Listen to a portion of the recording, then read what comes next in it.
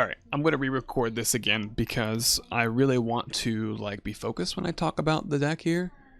Let me go ahead and do that. Okay, I really want to like give this deck a fair chance, and I had some stuff I had recorded and it was kind of just all over the place and sporadic. I wasn't really explaining my thought process of what you're looking for in your mulligan or what you're hoping for to draw and how the deck you want to play it out, and I didn't really talk about almost anything. So I'm gonna play some games here and probably scratch that old footage and just be a little more focused because I think I was just kind of all over the place, very sporadic.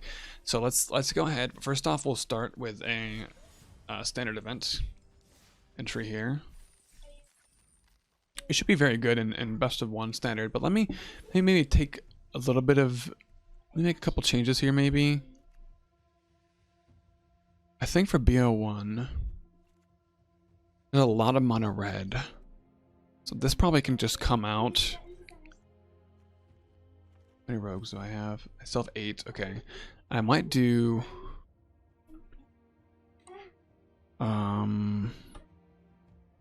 what's that cleric?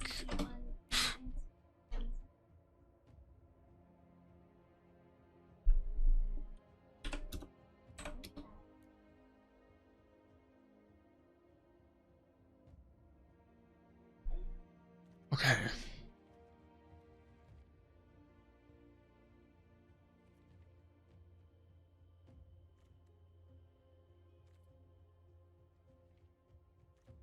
Null Priest, yeah.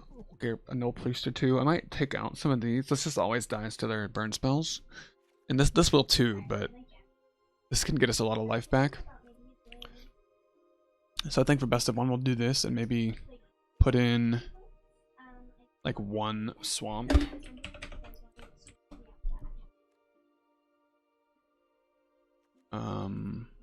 Land. There we go. Just 1 swamp to get those down a little earlier. Alright. Let's go ahead and do this. Alright.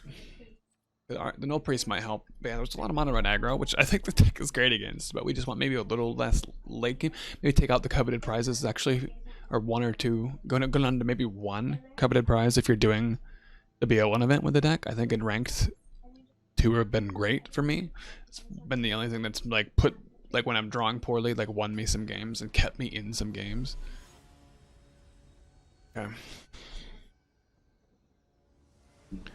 Alright, just got the Vivian Planeswalker.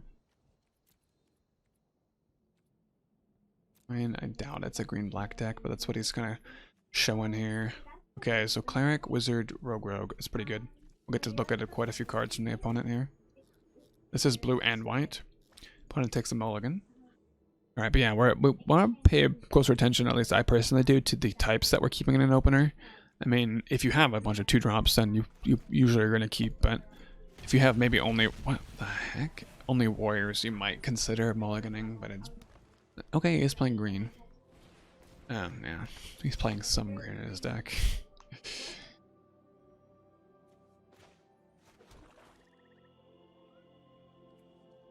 I think we go Fae of Wishes into Aspirant into double Acquisition Expert. Hopefully we draw a land. Oh, we just drew another wizard. Never mind. Let's play our cleric. He might stomp it here, but that means he's not playing a Clover, and that means he's not drawing a card yet off of Innkeeper.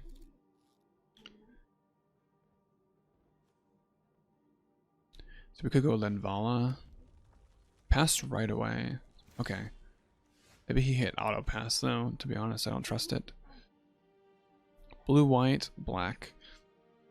No need double black anything unless we want to do that. We did want to double spell that turn. Oh no, we need a blue, or we can't play Linvala. Right? Okay, there we go.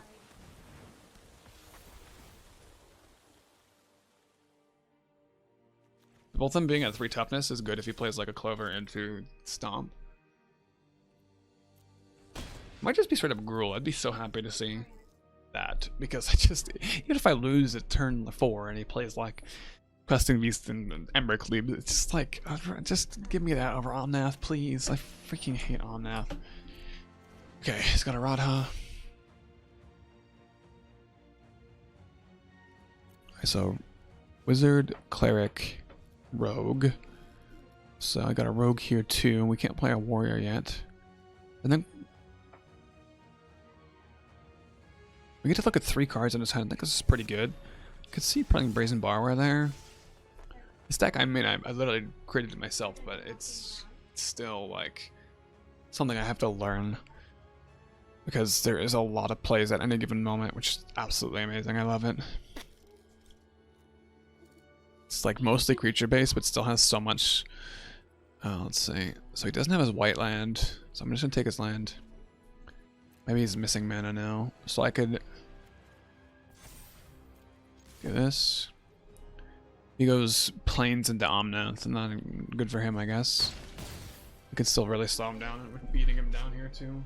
Math won't get him like this turn. Okay. Still no white mana. So he can attack for 3. Oh, he doesn't. Okay.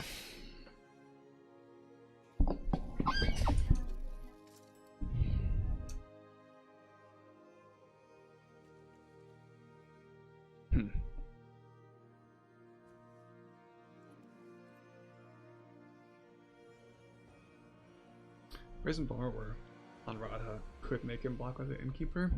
Could really put him in a bad spot. Okay, we can also get a full party, which I mean, he might have something to stop it, but we go for it, I think, for sure. It's about something now. Or I get more creatures. I get all these effects. Token, or... There we go. So Radha cannot block. So this is the thing, right? We assembled the full party really quickly. It's like turn 5. And so now our whole board gets pumped. Gets indestructible. He can't block with Radha. He has to chump block with Innkeeper not to die. Yeah. Very good. Very good. He's playing 5 colors something. I don't know why. Yeah, he did have black in his deck, but maybe that was just another dual land of choice that he had. Alright. Great start. We beat an Omnath. I mean, he did it on that. I was like, I'm not sure if that was an Omnath deck, but yeah, we literally saw it. We literally saw it in his hand. What am I talking about? Yeah, 2 of them. Yeah, when they don't get Omnath, you can beat them. I mean, I've beaten them sometimes when they do get Omnath, so pretty happy about that. Alright. No blue mana and 3 blue cards. So close, but I think we'll say mulligan here. This is very good. Very, very, very good. So, Wizard, Warrior, Rogue. I hate putting the Brazen Borrower back, but I think that's the play. Alakia Rebirth. We do have black from Bright Climb Pathway, so we don't need that. We could like keep Linvala alive instead, but that's like a turn 4 play. I don't think we want to draw a turn 4 card right now. At worst it is a land, but we already have 3. We could play everything in our hand, so we don't want another black land. Well, I guess another black land is pretty relevant, actually. I have an untapped land, no, or creatures, or 2 drops, you know. Oh, I forgot to say hello to my opponent. We could go take down as a land if we need to into Acquisitions Expert next turn. Okay.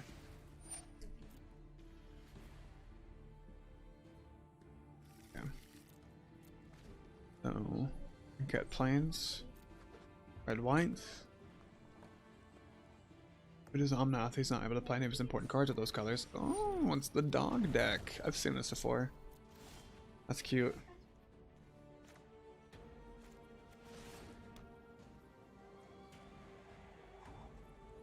If he blocks. Okay, doesn't. I can look at his hand here, take a card out, and then this can block. It has to attack too. I think he's playing the dogs.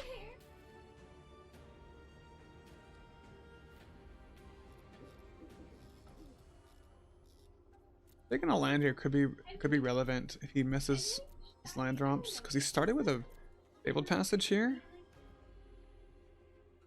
Right? Like he started with a Fabled Passage on turn 1. So I don't think he has that many lands, because why would he not? I'm gonna take the land, because taking the Indian Skirt doesn't make any sense. It doesn't really do anything. We can make him miss his land drops and slow him down, that's really good.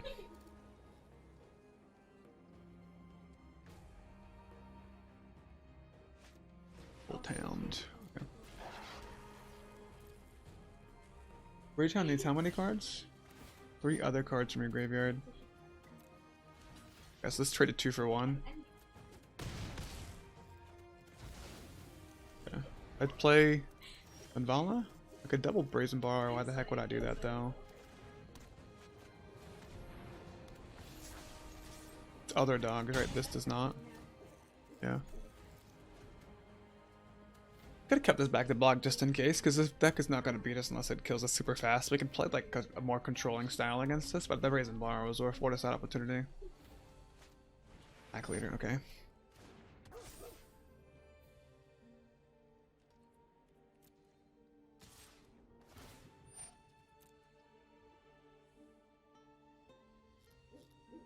I could just bounce this at instant speed during his turn.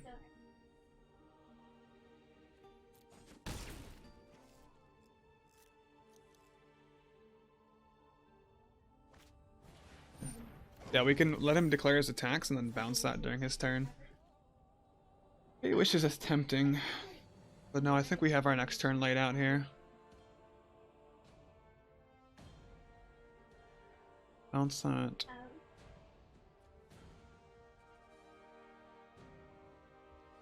Alright, they would still get indestructible though, huh?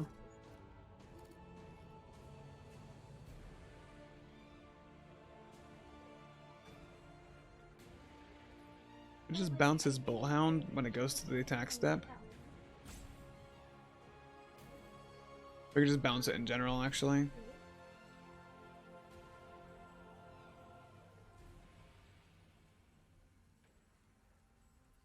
Put him to 8. Got one time out here. I can bounce something. I could like bounce this in response to him like pumping it.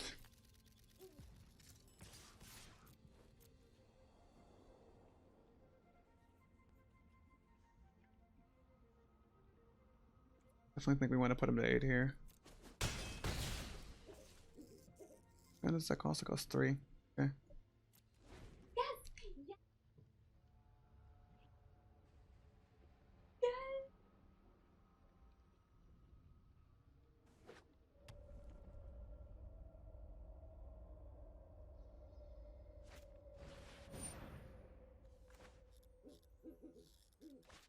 So this represents, you can't replay this when it comes to the attack step.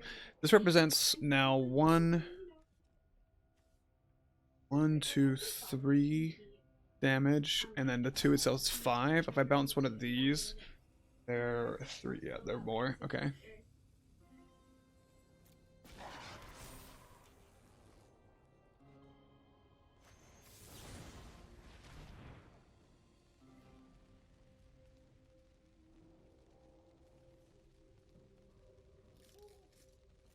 Does they have the hexproof thing? Oh, it's just that.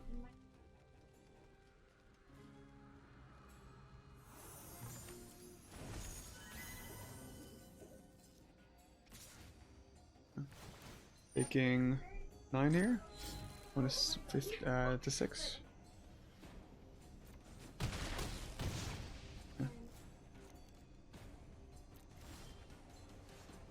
These are really good, but I can't, unfortunately, really. I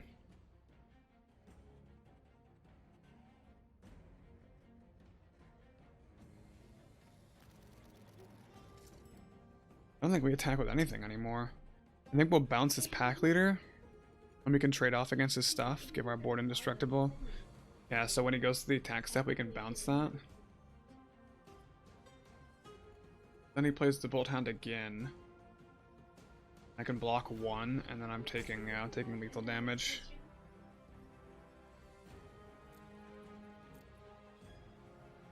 Features with haste that give everything attack are pretty good.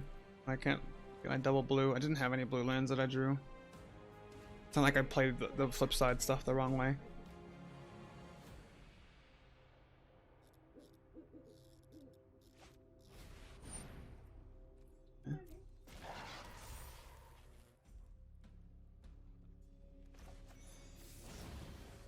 So I need to do it before he attacks.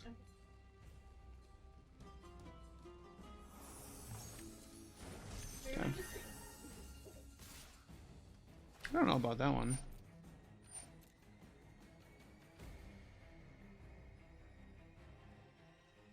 Okay.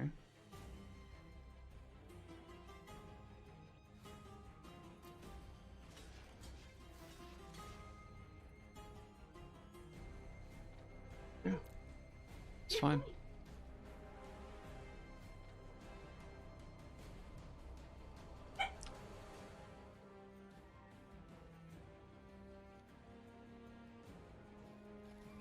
Losing those bolt hounds is very important for me.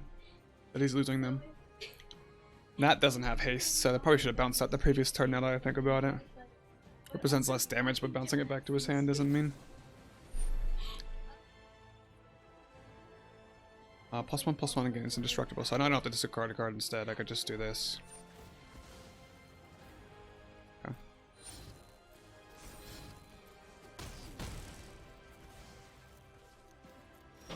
That is a card that he had. Okay, we got another blocker here. We have another bounce spell. Almost out of cards.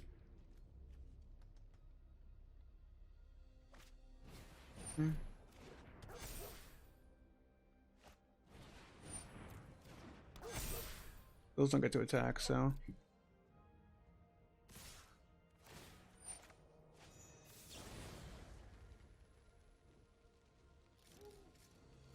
We just bounce that and double block and kill this. I think this has been just not working out for me, huh?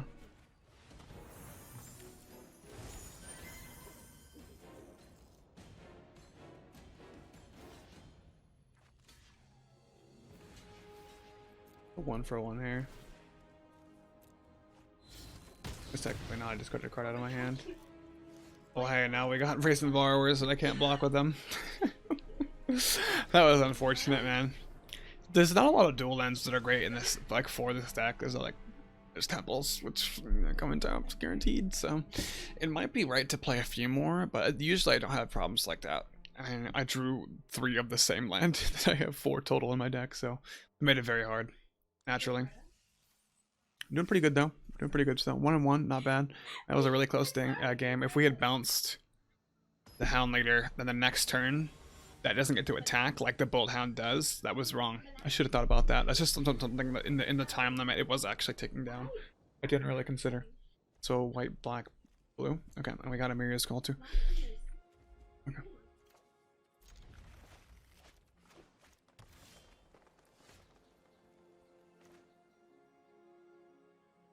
The rebirth might be worth it.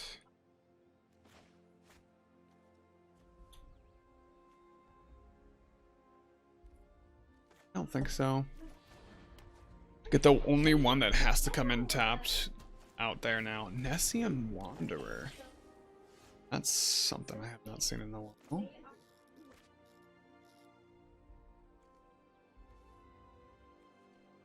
We want double black, yeah, we're gonna have to...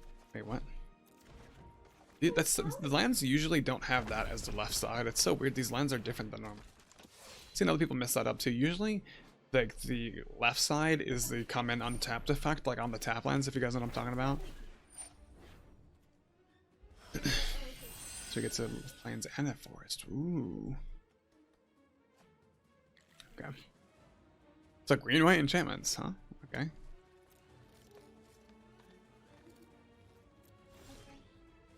Okay.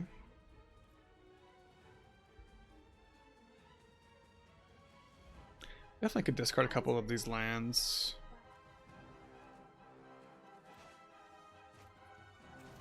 Just play the Null Priest. Should we attack with the Hollow Blade? Yeah, I think that he doesn't want to trade that off, actually, now that I think about it. Very important to him. Yeah. We can get some damage in here, and this is Menace plus Lifelink. That's why I put it in for best of 1.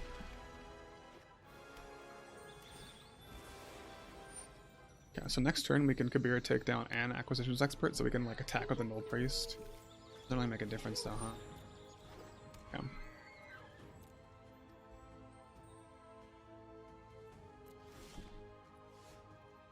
Okay. So we attack with both. No. Well, no. We attack with this. No, he's gonna block that, right? So we could like wish for like an Elspeth Conquers Death. We could wish for the Exile effect. Let's start here, right? This is the most options to follow up with. Let's see what we can take from his hand here. Pretty strong card going first and playing it on curve.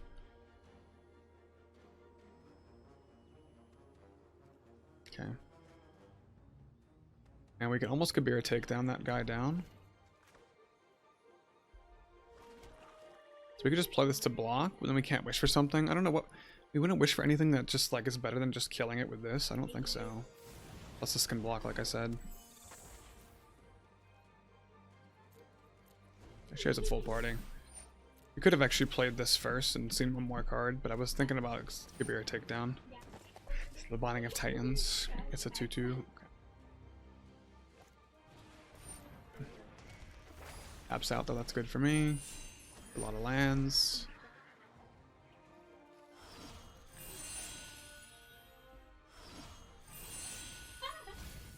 Okay. Would have been nice to draw. This Expert would have been great too, actually. I think we're pretty happy though with those getting milled. Doesn't even attack to get the life. Yeah. I should probably bounce this back to my hand.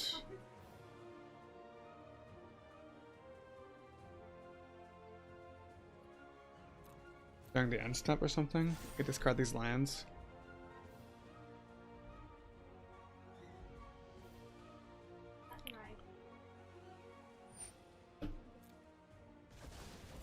Okay. I would probably want to Fade Wishes into something. I'm not sure what. We'll see what he plays. Not much.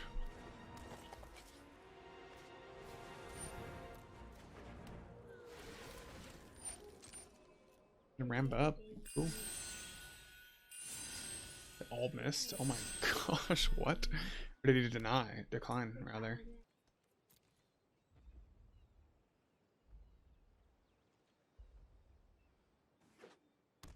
I think it's a good spot to wish for, he wants to get those lands. A good spot to wish for, Ashiok. Really has nothing, and I can block for Ashiok. We could wish for a Thwart the Grave, right?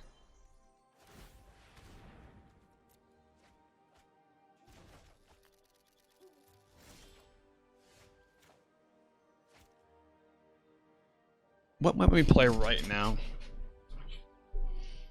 What might we play right now if we wish for something? We could wish for an exile target creature if he gets something. I think right now we just go for like value. We're gonna go for Ashiok. Get a Mystical Disputes, or I can get Heliod's Intervention and just blow this whole board. We're gonna get back creature or land card. Oh, we can get Tormod's Crypt then.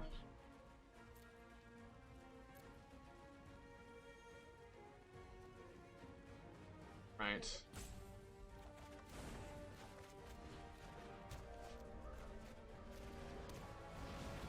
So in response to that, trying to wish something back, we can exile it. I can't let him get that creature.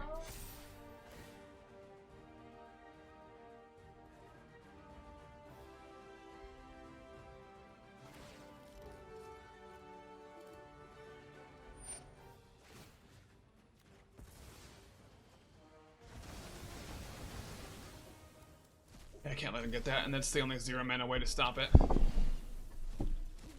Replay the Fade Wishes if I draw into nothing. Might just have his own thingy, like another one to hard play.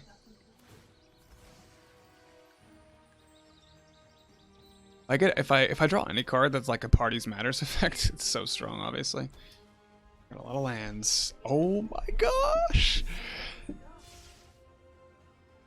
I think we want. Oh, we took him out. I was gonna say the rogue guy.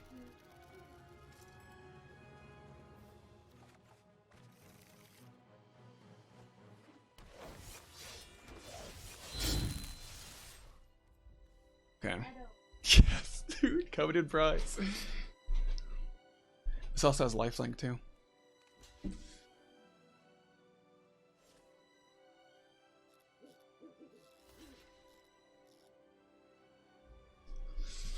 Oh, dude.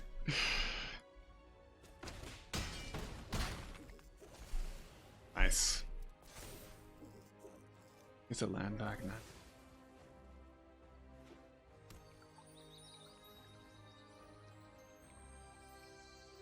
He's really just kind of like dead drawing, so it's good for us, but I did exile his graveyard, which had a lot of gaps for him to get back. Or enough, rather. Okay.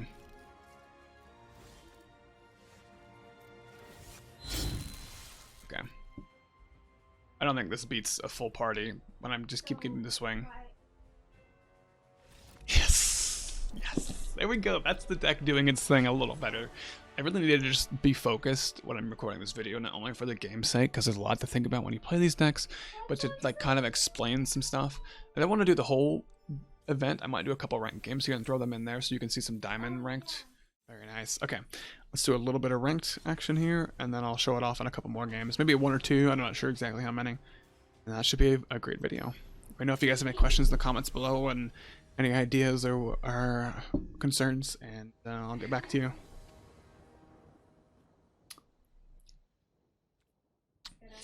Is just straight up Brazen Borrower good enough?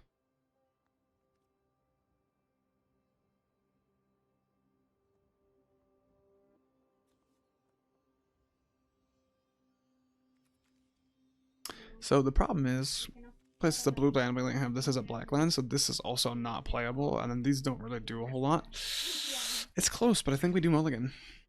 Okay.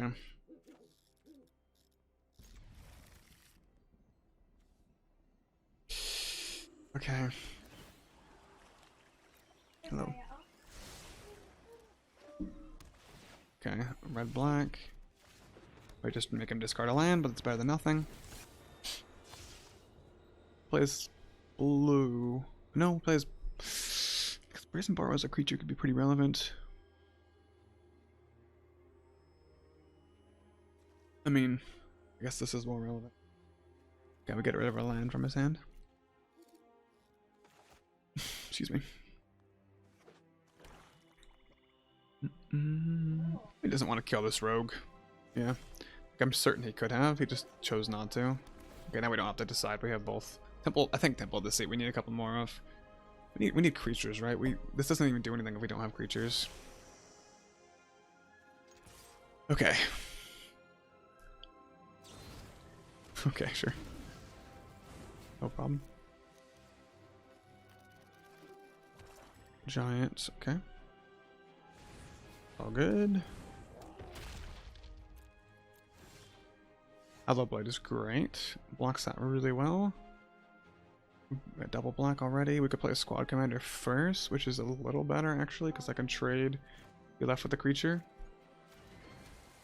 Yeah.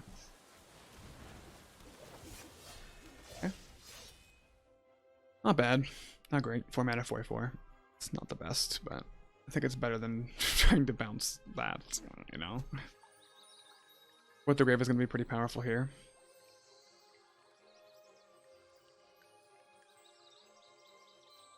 Plus it's a 4-cost thing, yeah. So a lot of his removal doesn't hit it. Okay.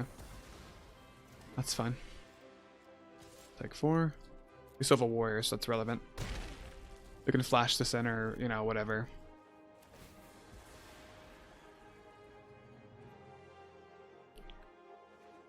Okay.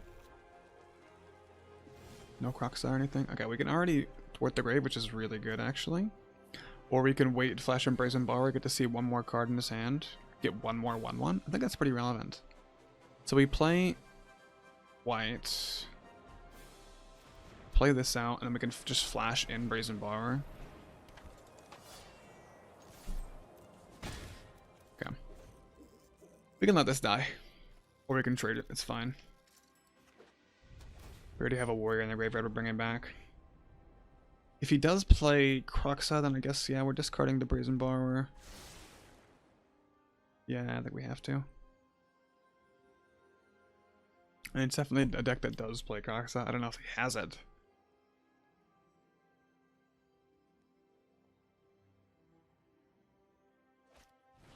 Scavenger, okay.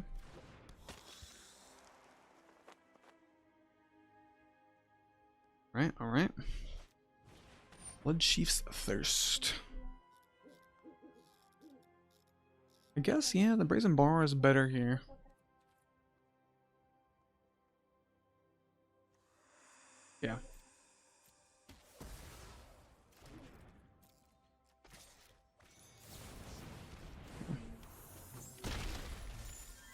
look at the last two cards in his hand here.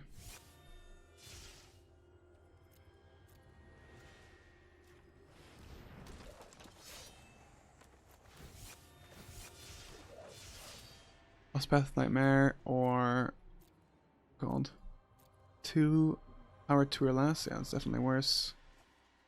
I can keep this. I'm just gonna scry. Okay. His hand has nothing left that really matters in it. Okay. Kill a 1/1 or you can kill a 1/2 with this Elspeth's Nightmare. That's fine. This season I'm playing with the graveyard, it might matter. You might want to still play it anyway. Okay. Cool. Good, it's all good. Roxa, okay. Goes right to the graveyard. You can escape it next turn.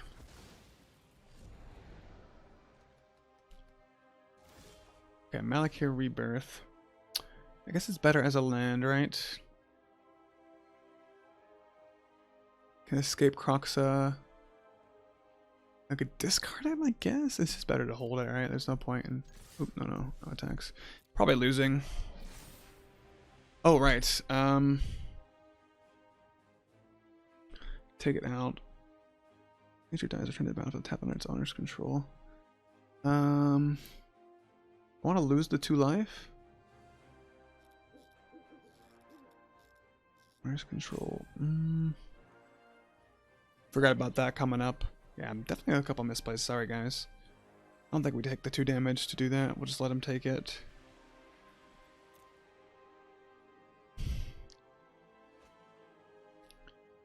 I was thinking just keep it to discard the Crocs. I should just play it as a land. I was gonna have to do that anyway. I was gonna have to take the 3 damage anyway, rather. Oh wow, that's better than playing Croxa to you?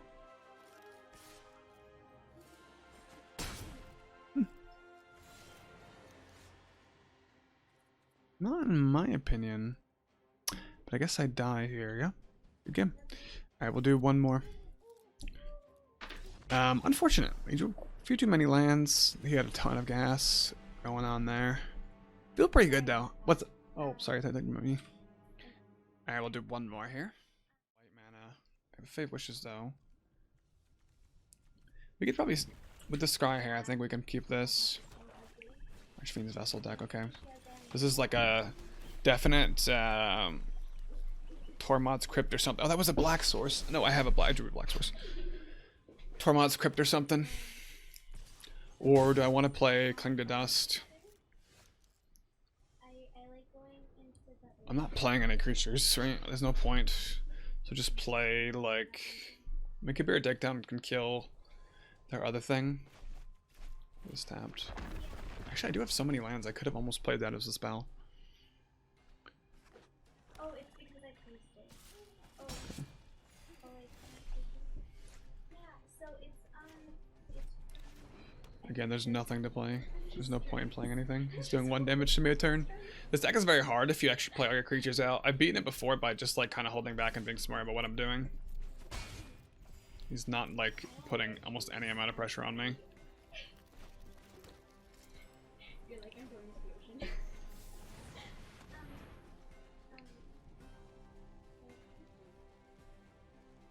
Oh, it's from the... Cling to Dust. It's a 1 mana instant. Tormod. I think Cling to Dust is better. I like got as many as I could possibly afford. This deck just uses the graveyard to play stuff over and over. It uses Laris and then like some removal spells and stuff. Really? I can't escape this yet, but as I play stuff out, I will be able to. Yeah, there's Laris. Doesn't do anything though.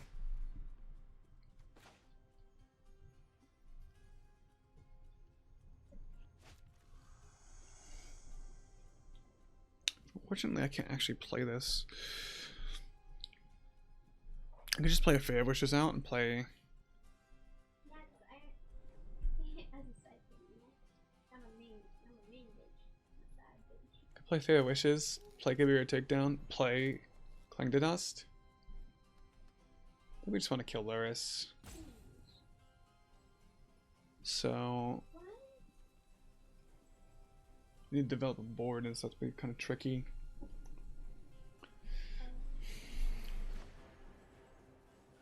I mean, just dies to a Myers Grasp, right? It just doesn't matter. He's really not pressuring me a whole lot still. Yeah, just Brazen Bar or Luris and just sit here and chill. I could play Season Hallowed Blade, I guess, right? He's gonna play a removal spell, but yeah. It's all good.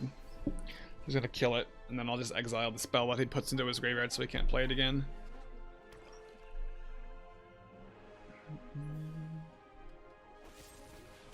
Oh, okay. Oh, I could have discarded a card, but I just kind of figured my graveyard was not really going to remain.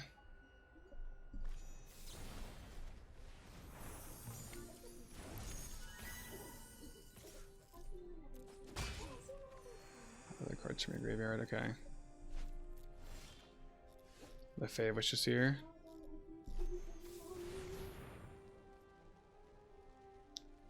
Dire Tactics. I also pass Nightmare is very good. I don't have double black though, do I? No, I do. I will get double black.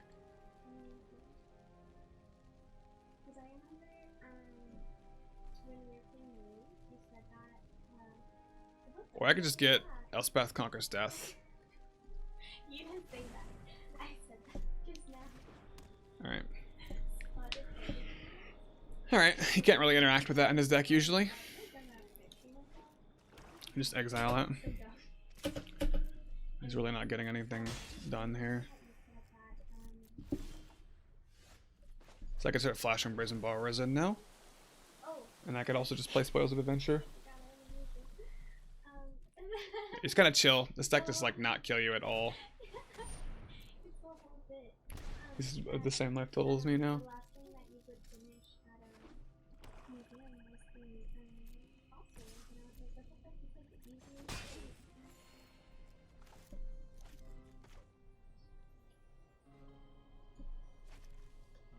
Not a control deck, but there's no point in throwing a creature away while they get a ton of value from it. Especially if he's doing 1 damage to your turn. That's what I've noticed. He's just like, you don't go tit for tat with this deck. You hold back and you Fate Wishes. Inscription of Ruin, okay.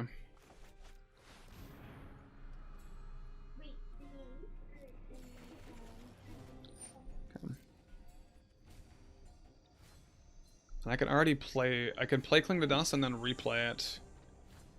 Let's say, we'll just discard, one of these is fine.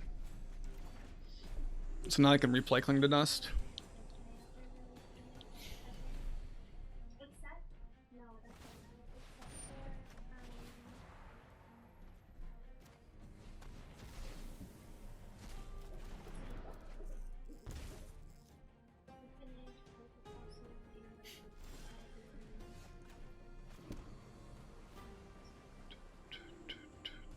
So I can play it again pretty soon here.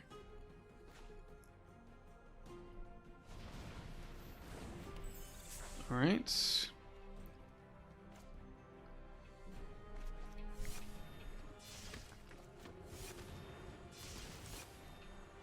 Three cards in his hand.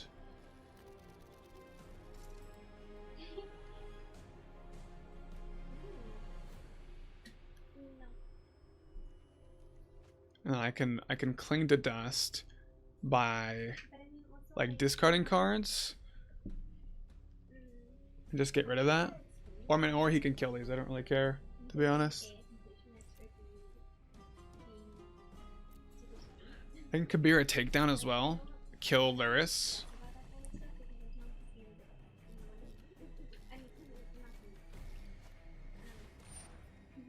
Cool. So now I can play this again.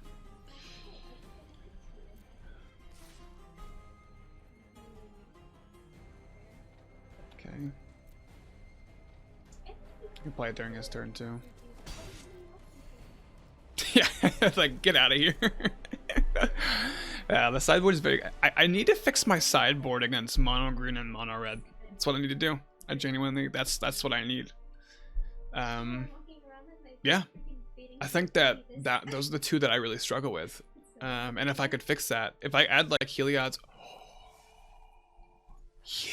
intervention. Wait a second. Alright, what is up guys? I'm doing a video that you don't see me do often. I've been playing a lot of Magic the Gathering lately. Long story short, I have carpal tunnel on both wrists, and this is a game you can obviously play very slowly without putting more strain on your wrist. And so I've spent a lot of time on this game thinking about it, brewing stuff up, and it's been a lot of fun actually because I've met some success. The thing that I've explored a lot that other people have not is the party mechanic, and a lot of people think it's too slow, it's not good enough, it's not strong enough, not consistent, a million different things. I mean, you'll see almost no one on ladder ever playing these, and I'll tell you for certain because I have played maybe over 100 games with Esper Party and matched against no other party decks one time, not a single time. But I just took Esper Party all the way to Diamond. And listen, I'm not even that good at Constructed. I'm not even gonna lie. I got pretty good at Draft. I actually hit Mythic rank in Draft last season. But I have never been above Platinum in my life. Playing Draft or Constructed rather. I've never been above Platinum, and so for me to have gotten Diamond with this list, it's good, and I really wanted to share it, and I wanted to wait until we hit Diamond. We just hit Diamond 4 on stream. If you guys want to ever check out the stream and bounce some ideas off, get some brew ideas, share some brew ideas, check out the link below. But yeah, we just hit Diamond right about 2 minutes ago, and it was entirely on this deck. So let's actually go ahead and do the deck tech real quick. And so this mostly just started because I thought the party mechanic had some good cards. In general, I don't think it's super powerful, but I do think there are some really solid payoffs. And the cards that I didn't expect were actually the ones, after playing, that make this deck win a lot. Let me take my camera off here so you can see a little better here. All right, so here is the list in its entirety. Let's just go over this really quickly. But we're able to start from 1 mana. We'll just kind of explain everything. Archpriest of Iona. This card, its power is equal to the number of creatures in your party. So up to 4. You can have a total of 4. 1 cleric, rogue, warrior, and wizard. Extra creatures in your party don't count. They're each just 1. So if you have 3 wizards and 1 cleric, you have a party of 2. Just so you guys are following here. And so this 1-drop, very often for me, is like a 3/2 or a 4/2, which is pretty amazing for 1 mana. If you ever get a full party and it's a 4/2 and then it gives itself flying, it's a 5/3 flyer that you paid 1 mana for. It actually, when you assemble the party, this thing is actually what closes a lot of games. And this is not like the card that makes the deck, but it definitely gives the deck legs as far as finishing a game out fast. And it's so good at that. It's just a great 1-drop. Yeah, and so at the beginning of combat on your turn, if you have a full party, target creature gets +1/+1 against flying until end of turn. Usually I actually target this with it, because it just gets in for 5, and it's so nice for your 1-drop to do 5 damage. It's crazy, dude. Oh, jeez. Okay, and then Luminarch Aspirant is one of the clerics of choice. So actually, I've really thought about... So the clerics are actually maybe the most varied in what they do. You have a lot of clerics in black and white. It's actually the color with the most, both of them. And so Luminarch Aspirant is the one that I think has done really well, because Luminarch Aspirant just continues to grow your board. At the beginning of combat on your turn, put a +1/+1 counter on target creature you control. So every turn, it's permanently growing something on your board. And it's really good on our next card, Seasoned Hallowblade. This card is like one of the staples for the warriors of this deck. This warrior is, dude, he is very seasoned. He is very hard to get rid of. He's pretty much a little Dream Trawler, right? It's pretty much a 2-mana Dream Trawler. And the opponent has to continue to discard cards to, like, you would have to discard cards to keep him alive if your opponent's trying to remove it. But usually it's such a good tempo thing because it costs no mana. It's very good for the deck. People usually don't even use removal on him, but when they do, I almost always am happy to keep him alive and take the 1/1 and throw a land away or something. And we have Fae of Wishes. This is my wizard of choice. And this card actually, originally I was playing like 1 or 2 of it, and I've gone up to 3 and sometimes 4 as I've messed around and tinkered with the list. The thing is, the granted part is so good against control, and I'll show you my sideboard in a moment, especially like red-black, like Grixis control, or stuff that doesn't win very fast, like Dimir control or Grixis control, stuff that doesn't really win fast, right? Stuff that takes a while to close out the game. Just any kind of control deck that doesn't have an explosive finisher. Most control decks right now don't run an explosive finisher. There's actually very few. So the amount of times that I've paid 4 mana, got a granted for a card that won me the game is actually so much more than I would have expected. And guess what? If it's an aggro deck and you can't afford to pay or wait for granted, a 1/4 blocker is actually one of the most annoying things for like mono red aggro, right? Because a lot of the things that the 3 power often are 3 power already, or like, you know, a Fervent Champion with the Rimrock Knight's Boulder Rush is a 3/1, and then this still blocks it and kills it and lives. So they would have to use like 2 or 3 spells a lot of times. It's just very annoying for them. So it's a really sticky wizard, surprisingly, for a lot of the aggro decks, and it wins control matchups. Both sides of this card are so good in the meta right now. It's actually nuts. The only thing I'll say is I might have to build my sideboard a little better. We have a sideboard that's kind of for best of 3. It's not entirely for best of 1, so we do have duplicates of stuff. We don't just have a full-on wish board. But man, this card has performed so well. Let's actually go to the sideboard real quick, and I'll actually no, we'll show that later. Nimble Trap Finder. So originally I was playing like 3 or 4 of these, and I have gone way down. It's a very good card, but it's a win condition. This is not a thing you really want to play on 2. This is not a 2-drop that you really want to just throw out there and let die, even though you can revive it with some other cards in the deck. It's just not really something you want to throw out there. He's a win condition, and he doesn't really do much else. He can get in a little bit of chip damage, but putting the counters on this has been a lot more effective than putting them on this and then trying to get him in there, because again, he can't become indestructible. They can use effects that just say destroy. They can use direct damage that doesn't do very much and still kill him. They can even in response kill him on like how the, like let's say you're trying to put a counter on him and then they just use like a Spike Vote Hazard, kill it for 1 mana. They're really sad. You're very sad. So I've gone down to 1 of him, and I'll explain why we have 1 of him still, and rather not than 0. And I'll go over that in a moment here. But he's one of our rogues of choice. Acquisitions Expert. We're playing 4 of. This is one of the real reasons we're Esper.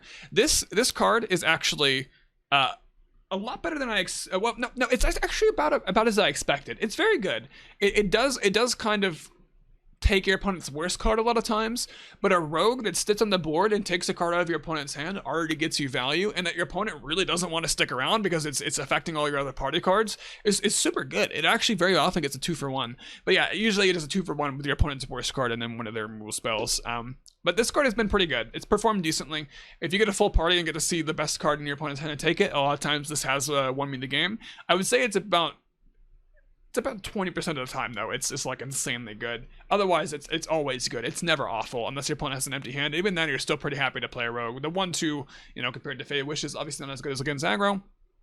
I love this card. I've taken a lot of Ember Cleaves and stuff out of the opponent's hand.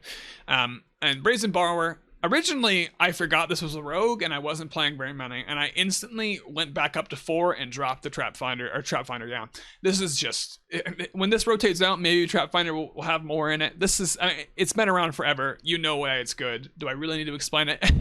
For 2 mana, you can bounce any non-land permanent your opponent controls, and for 3 mana, you can flash it in as a 3/1 finisher that's also a rogue that also triggers all your party synergies. It's so strong. It's actually, it wins me games so many times because we are, as you see, quite a low curve. So stopping my opponent's big play, like putting their Omnath back on their hand and then hitting them for, you know, 10 whatever next turn, usually wins me the game. It's very, very strong. Then Vala. Now, I mentioned previously, some cards that I didn't expect were what made this deck amazing, and this is one of 2. Linvala, originally, I was playing 2 of her. And you barely ever saw her. And then I came to realize just how stupid this card is. Like, and I mean in a good way. This card actually makes this deck, I think, the reason why I got Diamond, you know? I'll go over what she does in a second. Let's start with the stats, right? 3 mana for a 3/3 flyer, pretty good. Not super amazing constructed, but still solid, right? Some people are getting, you know, their 3 mana, what's it called? Lovestruck Beast, the 5/5. So it's not quite that level, but it's good. It's an evasive 3/3 flyer for 3. It's excellent. The rest of this text on this card is actually incredibly relevant though. Even though her body is already, that sounded weird. Even though the stats on this creature are already great, the reason I have 4 of her is the rest of the text, right? At the beginning of combat on your turn, if you have a full party, choose target non-land permanent and opponent controls. I usually used to think that was just creature. Any non-land permanent. Until your next turn, it can't attack or block, and its activated abilities can't be activated. So a lot of times you will just, deactivate your opponent's best creature, give them passivism for one turn or whatever. But this can actually hit opponent planewalkers. It can hit activated things like Heliod. One game, she was locking down a Heliod for me, and it wasn't able to give the extra life. He can still put the counters as a triggered ability, but he can't activate like the lifelink ability. And so that's really good. That's only if you get a full party, so that maybe doesn't happen incredibly often, you might think. But usually I've noticed that I play her as the last member to join the party because we actually don't very often throw our wizard out there. We sometimes want to hold her and do granted, especially if the opponent's deck is slower. So usually she comes in as the last member of the party, and then she deactivates the opponent's creature when they didn't expect me to have a full party, and then suddenly we're swinging out for a ton of damage. So that's really good. That alone, the card just said that, it still is pretty good. I don't know if I would play 4 of her. And then the last thing, this is what makes Linvala nuts, and this is why I think more people should try this deck, especially since me, not a very good player, has hit diamond with it. Sacrifice Linvala. Choose hexproof or indestructible. Creatures you control gain that ability until end of turn. This is a instant speed effect that costs 0 mana. So you have Linvala on the board turn 3, your opponent 2 turns later plays a sweeper, you activate this. You have Linvala on you just play her, your opponent plays a Brazen Borrower and then copies the Brazen Borrower, tries to bounce your whole board back to your hand. You can sack this and fizzle their Brazen Borrower and keep the rest of the creatures on your board. So that actually becomes a 1-for-1 Brazen Borrower, but also because of their what's it called? Clover. They would normally have bounced more things. So Brazen Borrower would have got them a lot of time, especially like an Omnath Adventures deck that just wants to get Omnath down and start gaining life and overwhelm you. We're actually a winning record against Omnath. We're a winning record against the Omnath Adventures deck, and we would actually be 4-0 if it were not for some misplays. This card is so good. Actually, I think if we weren't playing her, or if she wasn't in one of the party, like if she wasn't a party card, I actually don't think this deck would be very good. She protects against sweepers, she protects against targeted effects, she does it at instant speed. After only playing her for 3 mana, it doesn't cost any additional. She is nuts, and I'm sorry to harp on it so much, but like if you play this deck, you're going to quickly find out. I originally was only playing 2 of her, we barely ever saw her. Every time I played her, she was so strong. Anyway, a squad commander. Now this is a card you may have seen in draft. So it is a 4 mana, 3 and a white core warrior. And when squad commander enters the battlefield, create a 1/1 white core warrior creature token for each creature in your party. So that's pretty good, right? If you have 2 or 3 other creatures in your party, you play him, and then he's an additional one if you don't already have a warrior. Usually we do already have a warrior. This guy never dies.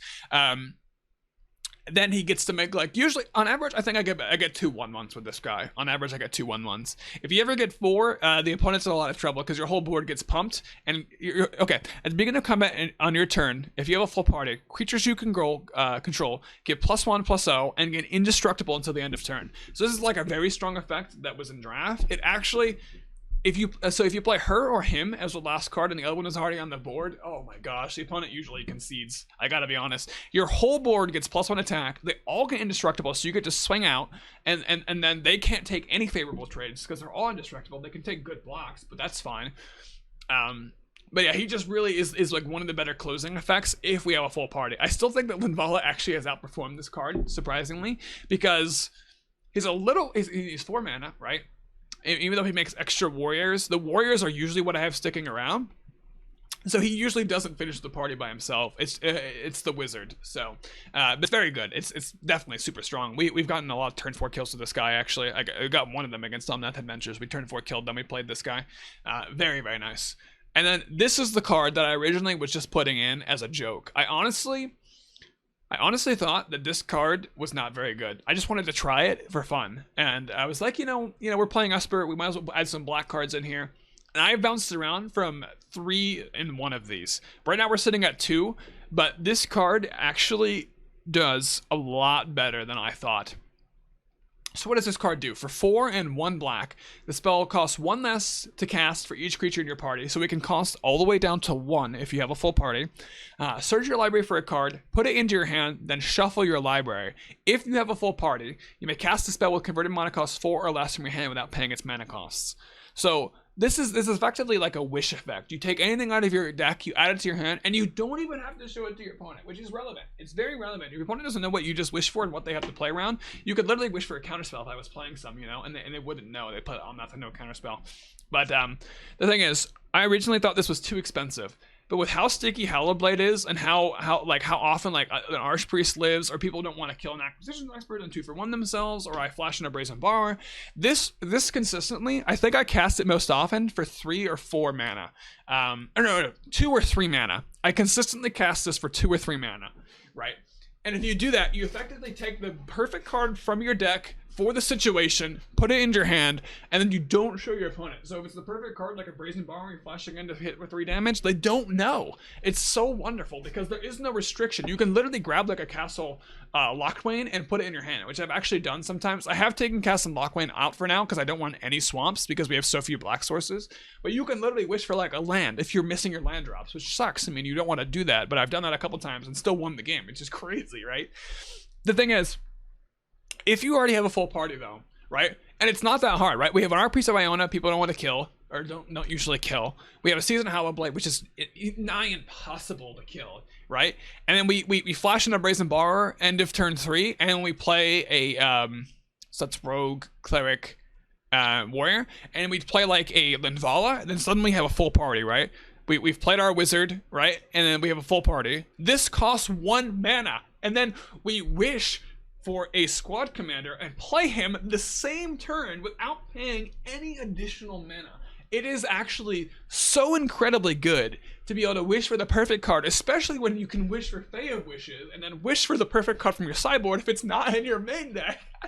This is the reason I've truly fallen in love with this deck. And originally it was kind of a meme and kind of a joke, but if opponent is playing a dirtily controlled deck that just like has Shark Typhoon as its only win condition, you will be able to cast this even for 5 mana. You're going to be able to. They're not really putting a ton of pressure on your life total. So it's just wonderful.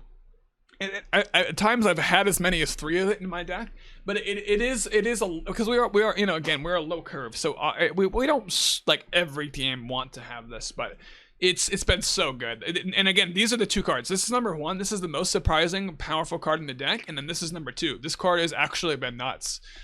It matters a lot. The opponent doesn't have to see it. It matters a lot that if you have a full party, you play it literally lets you cheat on mana so hard for having these dinky little creatures that are relevant types. And we're playing 1 copy of Thwart the Grave. We only have 1 copy of this because we don't often want to draw it. It's double black, which is kind of hard for our deck to cast. Although I have slowly started to put more ways in, like 1 Temple of Deceit and 1 Temple of Silence. So we have gotten better at casting it. But we usually would wish for this if we think our opponent's about to clear our board and we don't have a Linvala, right? We'll wish for this and then just buy back 2 creatures from our graveyard, and then maybe like take a card out of their hand if we get an Acquisition Expert back, and then maybe get like another 3 1/1s for squad commander, you know, whatever, stuff like that. It's very good. We don't usually want to draw it though, is the problem. And then the other thing is Spoils of Adventure. Again, we just have 1 of this just to take it out with Coveted Prize. I actually think that you could play 2 of this and 1 or 0 Thwart the Grave. This card is actually an instant, which I did not know.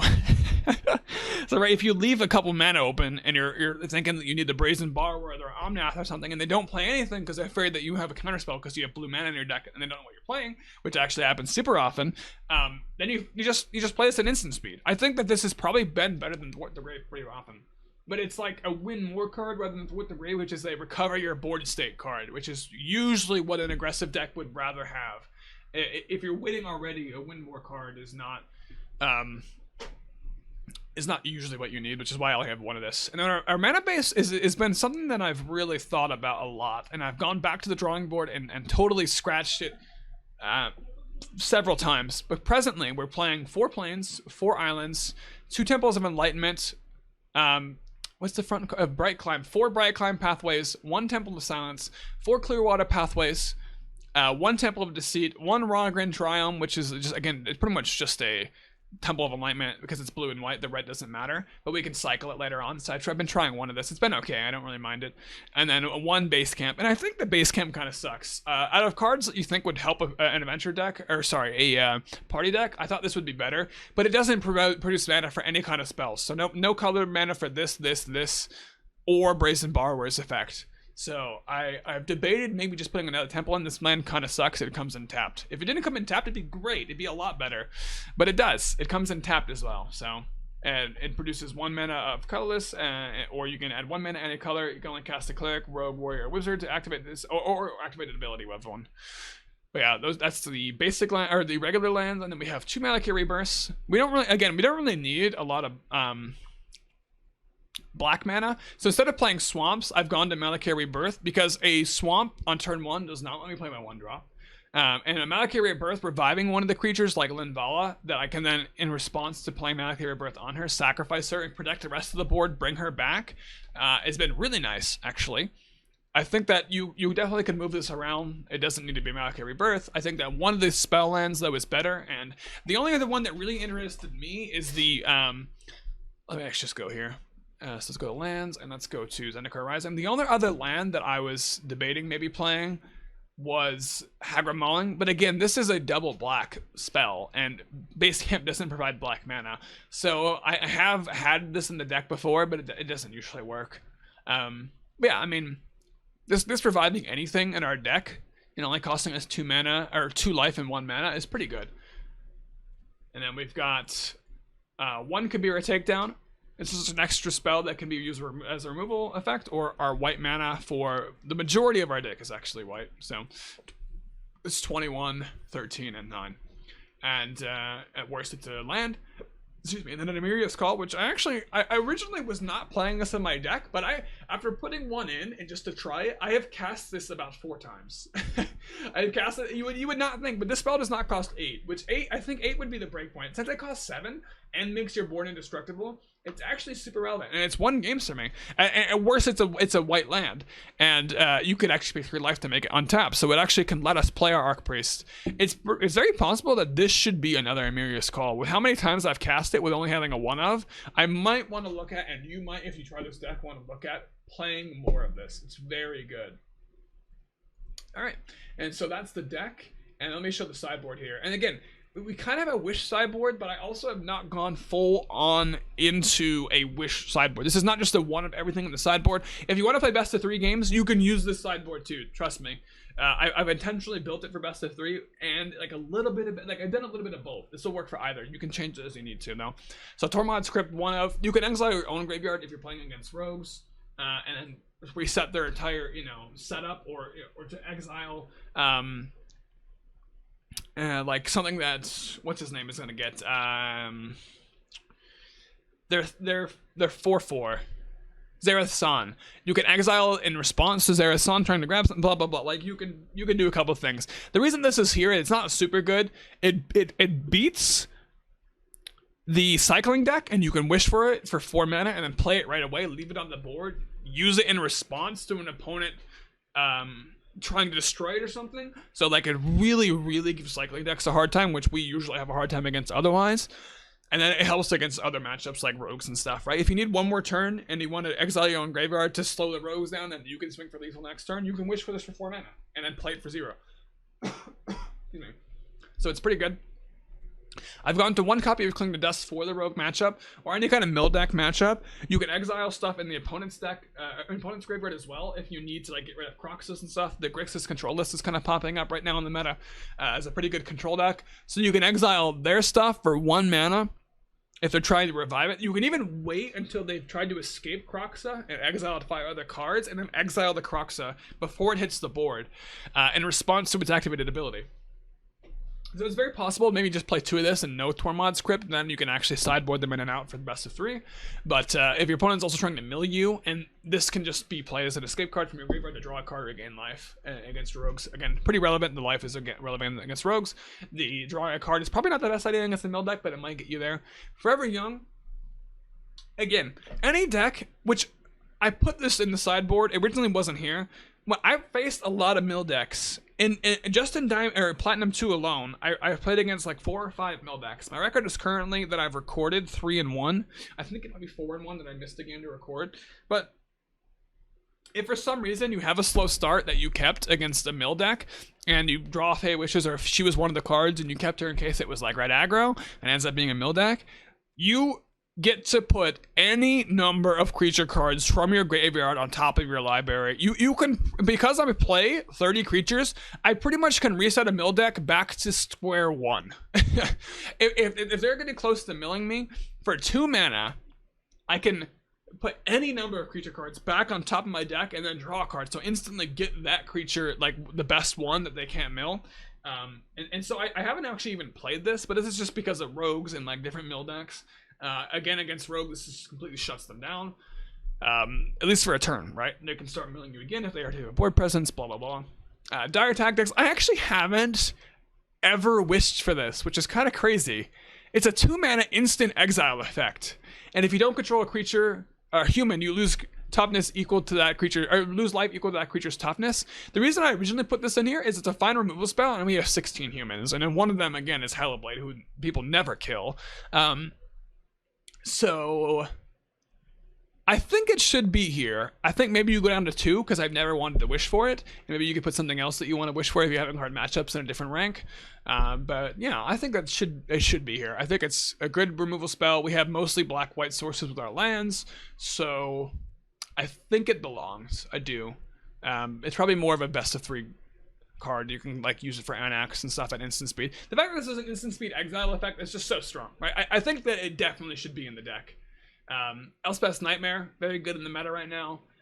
I will often wish for this, kill an opponent's creature, make them discard a spell, and then if they're like a deck that needs some kind of recursion from their graveyard, you also exile the graveyard as an added sweet bonus on top.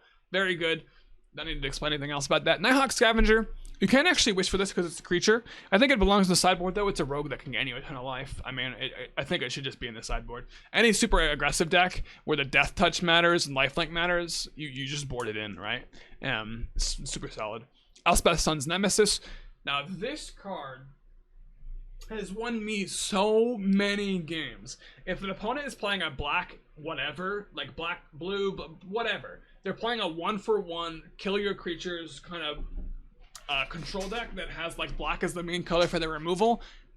Oh man, they weep when you play Elspeth, and then you make 2 1/1s, you pump them to do 6 damage.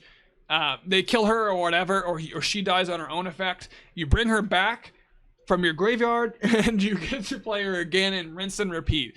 Right? She's good against control decks. She can help you beat aggro with the game 3 life effect. If you're against rogues, you can escape her for 6 mana and bring her back, exiling your graveyard so they can't get the good stuff that they want when there's a sun. It goes on and on and on. She is so good. I originally had 1 of her in the sideboard. The amount of times that I wished for her out of my sideboard, though, was so high. I went up to 2 because I think in a best of 3, you might want 2 of her. She is absolutely amazing. And she's super fun. I'm really happy that I got to play a deck that can consistently wish for her. I think every time that I've wished for her, I have won the game. I think literally every time. I think it's like 4 or 5 times. It's not like hundreds. But every time that I wish for Elspeth, I have won that game. I'm fairly certain. It's not been every single game. It's probably like only like 5% of my games. But the fact that she's winning every time is so big. Elspeth Conquers Death. I don't know what to explain. This enchantment is very good. You can exile a target permanent and opponent controls with current mana cost 3 or greater. Then you slow them down the next turn. The non-creature spells cost 2 more to cast until your next turn, and then you can return anything back from your graveyard. Usually it'd be something like a Squad Commander or Linvala on the 3rd effect here. Again, if your opponent has a really important enchantment you need to get rid of, like a what is it called? Felidar Retreat or something, you can wish for this if you expect it to come down soon, or an Omnath, and exile that, and then you get 1 of your own creatures back. It's just a very good value proposition. It's very slow. I have wished for it pretty often, though, just because it can hit any online permanent. Very good. Actually, it can even be a land. That's really funny. I don't think any lands have a current mana cost 3 or greater. I don't think the dual lands count, because he plays as a land, it's a 0 CMC. Anyway. Ashiok Nightmare Muse. Again, another card that I didn't think belonged to the sideboard, but the amount of times that I wished for her, and her. Ashiok isn't it. It's just like a demon. And Ashiok has won me the game. Actually surprised me. Not as many as Elspeth, because Elspeth just grinds out control decks. They can't just kill her with 1 removal spell and then she's gone. She comes back. The fact that Elspeth escapes is super relevant. It's actually maybe the best part of the card. Ashiok, on the other hand, if you need to get a value engine that generates creatures because your opponent's removed a bunch of stuff, and then maybe you're not sure what the opponent's gonna, like, you wish for Ashiok on 4, and you think the opponent might do something strong on turn, like Omnath to follow. You can play Ashiok's -3, and then maybe, their hand's pretty small with Acquisition Expert, and then they have to exile whatever they've added, or whatever you put back in their hand. They might have to exile that if they're empty-handed. If not, it still buys you time against Omnath. So very, very good. Again, maybe 2, but I don't know. You probably were just wishing for her. I don't think you're boarding Ashiok in. Thwart the Grave, we have another one in the sideboard. I think that you might honestly want 0 in the main and 1 in the sideboard. But yeah, if you're in a good spot and you wish, and you think your opponent maybe has like a board clear coming, you just grab Thwart the Grave if you don't have Linvala. Pretty solid. You can't wish for your creatures with Fave Wishes. You can't grab them out, so it needs to be Thwart the Grave. And then Cauldron of Eternity. I have never played this, but I just added it. Again, if the opponent is playing a mill deck or rogues, I mean, both of them are going to fill your graveyards with creatures. And so this is originally a card that costs 12 mana, 10 and 2 black. It still costs 2 less to cast for each creature card in your graveyard. So against a mill deck or rogues, it probably costs 2 mana. So for 2 mana against those super mill heavy decks, when a creature you control dies, put it on the bottom of its owner's library. So it doesn't really stop the mill deck in that way. The other effect is the thing that matters. Pay 3 mana and tap it, pay 2 life. Return target creature card from your graveyard to the battlefield. Activate this ability only anytime you can cast a sorcery. So I've never actually wished for this, but I just added it to the deck. And I think that if you're against a full mill deck or rogues, the rogues, doing 2 damage to yourself might lose you the game. It might kill you. It might not be good against rogues, but against a mill deck where they're milling your gas, you just get it back, right? It puts your creatures back into your deck.